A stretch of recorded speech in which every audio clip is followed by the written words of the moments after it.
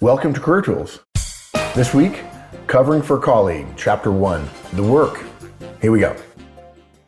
Folks, this podcast is coming out for the first time in the first week of October in 2013. That means podcast award nominations are now open. Please go to podcastawards.com and nominate Manager Tools, both in People's Choice and in Best Business Podcast. In the past years, we've split our vote between Manager Tools and Career Tools, so this year we're asking you to vote for Manager Tools. So again, go to podcastawards.com and nominate us. You can only nominate us once during the nomination period. Thanks, everybody. Wendy, sometimes people go on holiday or vacation. I find this hard to believe. I know. I was thinking yesterday, when was the last time I had a vacation? Yeah. You mean one that we didn't pay for? Yeah, that too. And yet people don't think about it. It's a standard thing. There ought to be a standard way of doing it, and we have one. This is a well-known, fairly well-known process anyway. So let's go through the process, and then let's remind everybody we have a special reminder for managers at the end of this show. So what are we going to talk about? Okay, so discuss what needs to be done beforehand. No, you think? Yeah, really. Ensure that you have sufficient instructions. Ensure that you have sufficient access. Access is the one that trips people, yeah. Yeah. Ensure you know who to talk to if something goes wrong. Right. And keep a log. Yeah, and folks, the important part about this is if you know these 5 steps, you get to ask the right questions in advance. Know what needs to be done, ensure you have instructions and access, know who to talk to, and keep a record or a log.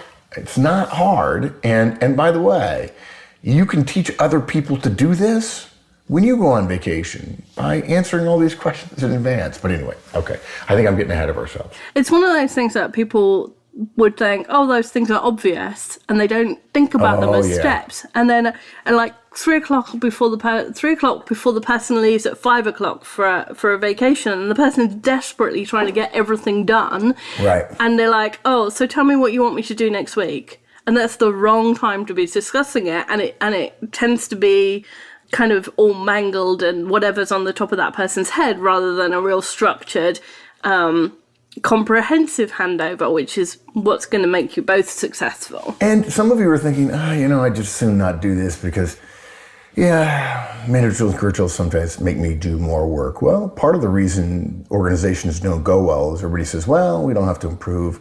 We'll just do it on a case-by-case basis. We're all so busy, which is just insane. But anyway, and you only have to do this once with one colleague, and then the update probably takes 10 or 15 minutes, and then things run smoothly, and people feel better, particularly if you're working in a highly professional office where people, there are people who feel guilty about being on vacation, even though their family's super important, obviously. People feel better about taking the time because they feel other people pitching in to make it easier for them to go. And you're allowing them to go on vacation and worry about stuff less. Come on, it's not about the extra half hour it takes. That's what it takes. And there's nobody listening to this cast that doesn't have a half an hour. It's a joke. Okay, so you mentioned, obviously, don't do it at 3 o'clock. And we're assuming that somebody has notice. There are times when somebody is absent unavoidably on short notice, and we'll cover that some other time. So I assume you suggest start sometime before? Yeah.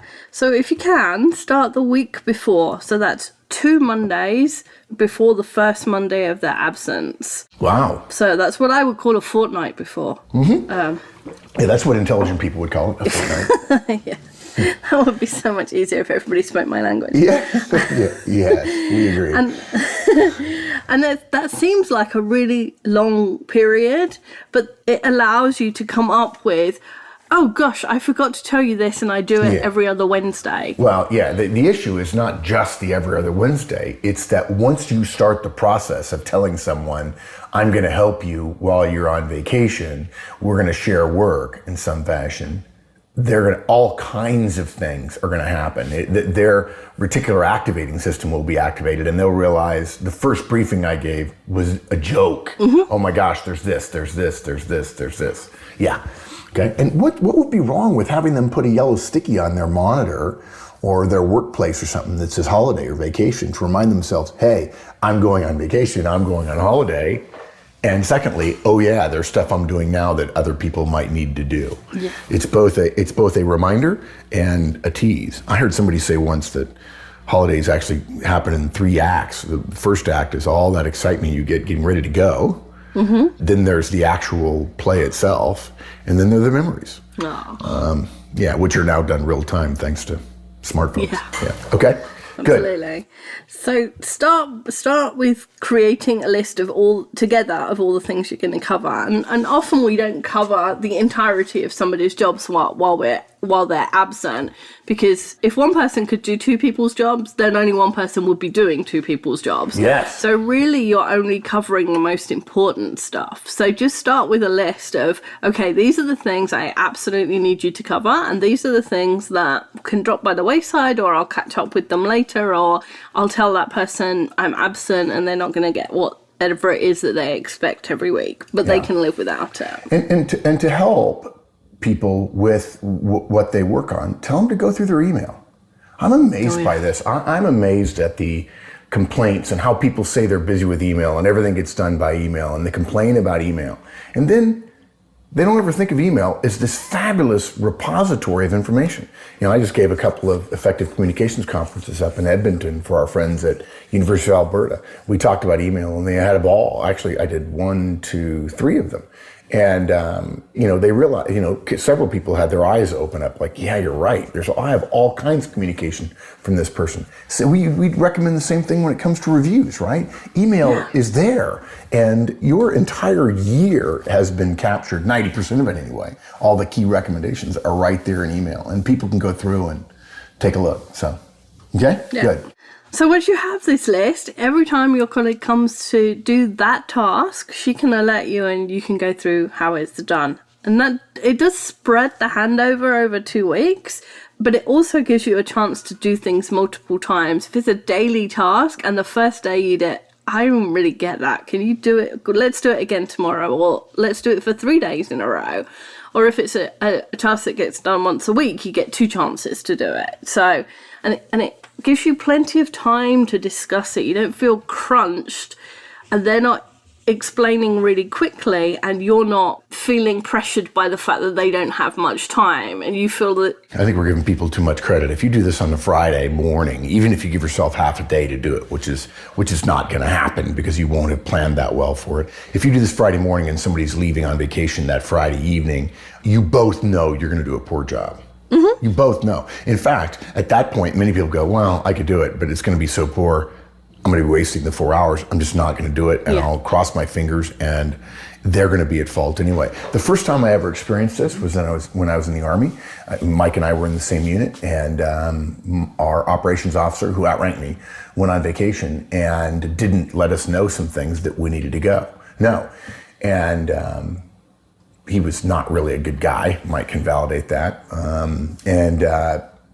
I kind of chuckled like, yeah, he didn't do his job. And I learned a lesson, which was don't go on vacation and not let people know. But the colonel turned to me and said, how come you didn't know?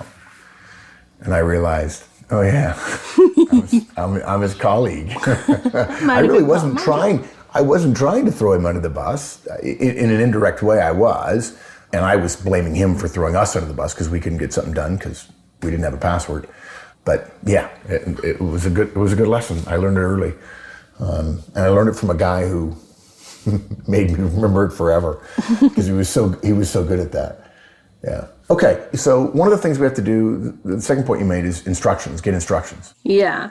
And there's a huge difference between being told how to do something and actually having to do it yourself. Passive knowledge versus active knowledge, right? Exactly. Yeah. So if you remember, I remember learning to drive, and every time I get back from my driving lesson, I would push the seat back and breathe out.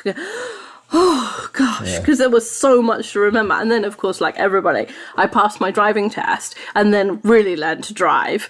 You've watched people drive for 18 years, and yet you have no idea really how it works.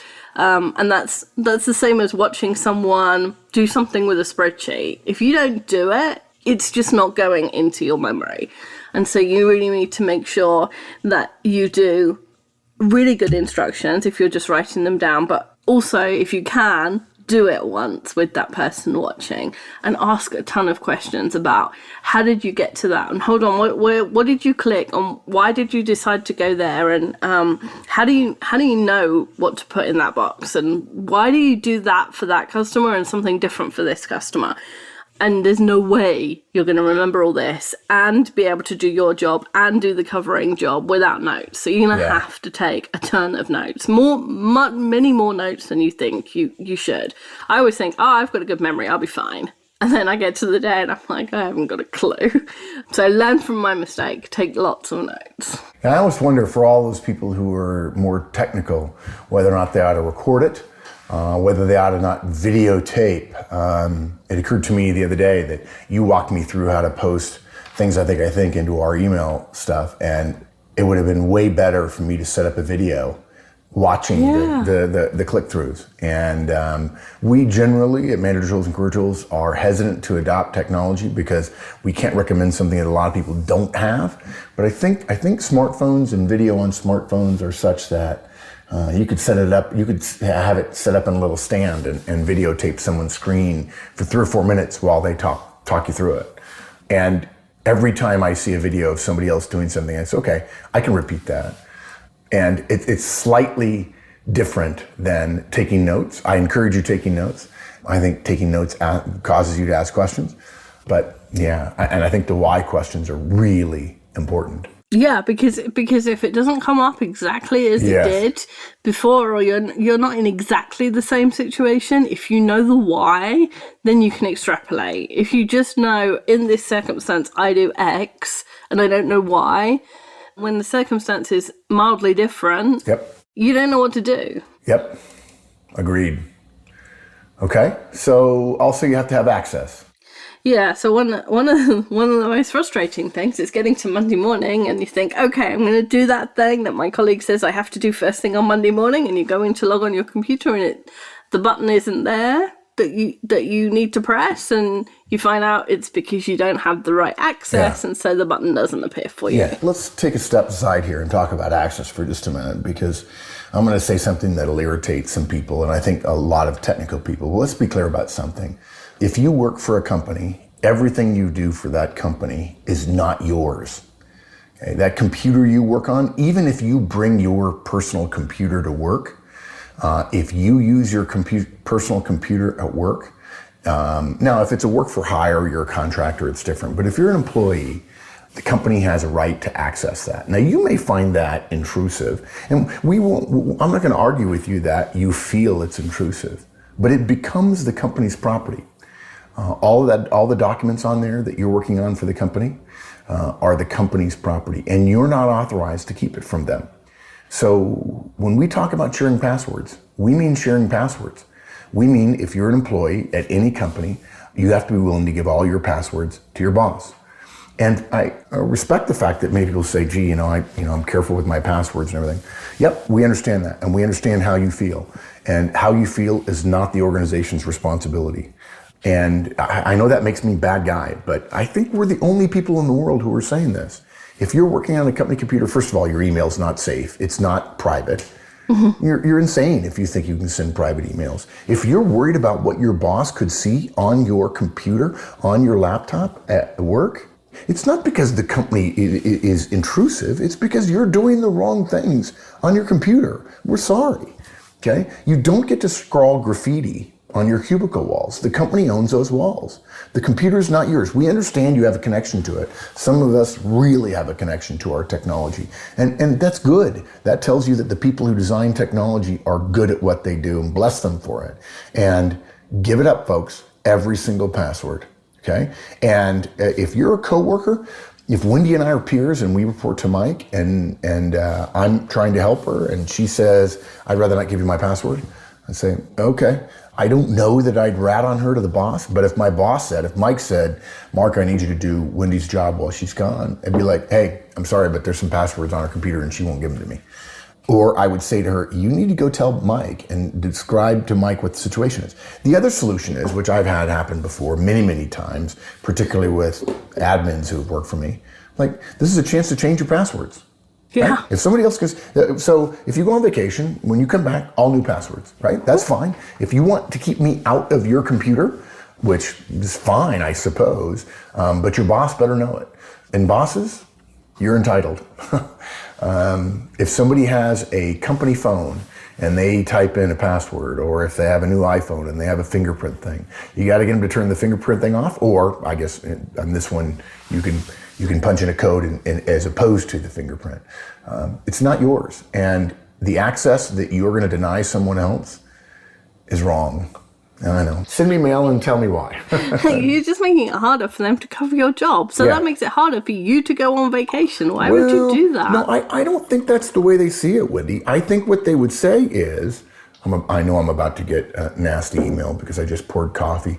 I talked every day last week, and a total of 54 hours, and I'm still not 100% back with my voice. I have to talk at Northwestern tomorrow. And then I have a couple of days where I don't have to talk too much. And I'll tell you, people say, I think you're thinking, well, it'll make them harder to go on vacation. No, I think they're thinking it's theirs and it's intrusive for people. I don't think people think of it that way. I think they think of it as, this is mine. And I know people who say when they leave their company, they wipe everything that they have. I'm like, no, you don't get to do that. You created work or part of work. The company owns that. You're responsible for it. But somebody else is responsible for it as well. I'm shocked by that. Oh yeah, I quit, so I wiped everything. I can't believe that. Wow, that's a bit like, let me tell you, if you wipe everything and you work for me and you go somewhere else and I get a call informally about you and you've basically told me, we didn't have a relationship, I wiped everything, when I leave, nothing I was doing was of value. None of the stuff I had was yours, whatever. You might find me giving a lukewarm recommendation, which a lukewarm recommendation is, I don't know, for me, the kiss of death, right? Yeah, he it's was a negative. Okay. Yeah, he was okay. Yeah, he was fine. I mean, he actually did some good work, but when he left, he wiped everything clean, and we needed some of that data. Now, is that false? No. Could I say it? Yeah. Would I say it if you didn't do it? Of course not. Yeah. Okay, so access. And you also mentioned to me access to people, right? People who they may talk to on a regular basis, they need to let us know that. Absolutely. I was thinking of a circumstance when I used to work for a very big company and I had access to the CEO. The CEO's secretary, he had several assistants, but the one I needed to speak to knew who I was, and that despite the fact that I was 103 levels from him in the organization, I had legitimate reason to need access to his calendar. And had I not told her who was covering for me, she would legitimately have said, no, I only want to speak to the equivalent person at his level in my organization. And that would have got us absolutely nowhere. So introducing people to customers, to clients, to on-site people, whoever it is that you deal with that you think, oh, that person's very protective, let me make sure that they know who it is that's covering and why they might need them. Yeah, good. Okay. Also, who to talk to if something goes wrong. Yeah, so clearly your boss is usually should know what your colleague is doing and be able to help you resolve problems, but sometimes bosses don't exactly know how things are done. They just know that things are done. So sometimes there's somebody else that does a similar task in a different team. Sometimes there's somebody upstream or downstream of you that can say, okay, the result is this, or I give this person this.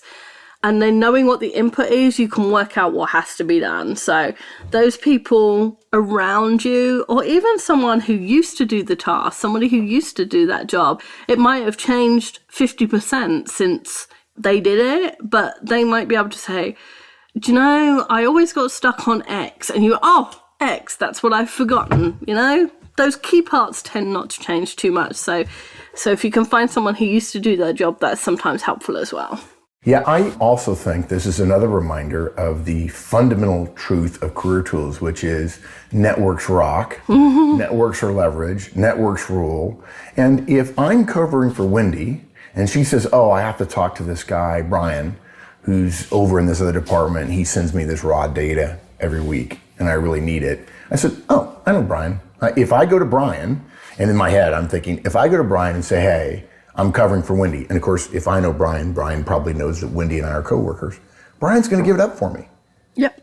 And that makes it easier for Wendy to go on vacation. It makes it easier for me to do my job. And it's because I did the advanced work of building and maintaining my network. Okay? Absolutely. All right, you mentioned a log. Okay, so the last thing is, keep a log. So don't rely on your memory to remind you about all the decisions you made in your colleague's absence. Not because you can't remember, well, you probably can't remember, but think about it again. You're doing a person and a half's job during this time.